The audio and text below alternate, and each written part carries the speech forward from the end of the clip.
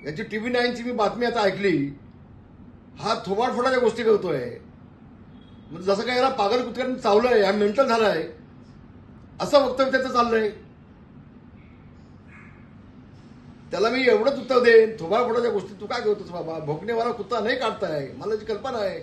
आम्ही या सगळ्यातून गेलोय. कुणावरती आपण काय बोलतो भान ठेवलं पाहिजे. मी आपल्याला एक गोष्ट मुद्दाम सांगतो, हा नुसता मुंबई गोव्याचा प्रश्न आहे असातला भाग नाही. रवींद्र चव्हाण हा सातत्यानं आमच्या शिवसेना भाजपच्या युतीमध्ये खरा टाकायचा प्रयत्न करतोय, युती तोडण्याचा प्रयत्न करतोय.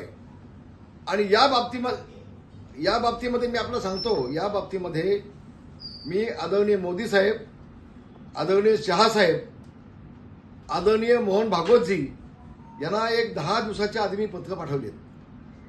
त्याच्यामध्ये याचे कोकणामधले सगळे कारनामे मी लिहिलेत.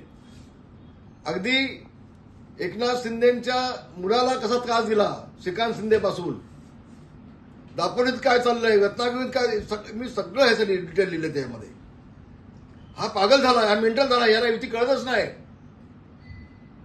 आणि म्हणून आदरणीय मोदी साहेबांना विनंती केले,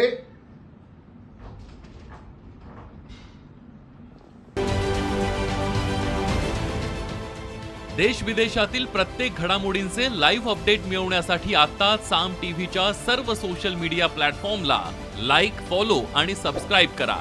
तसंच सर्व नोटिफिकेशनसाठी बेल आयकॉन प्रेस करायला विसरू नका.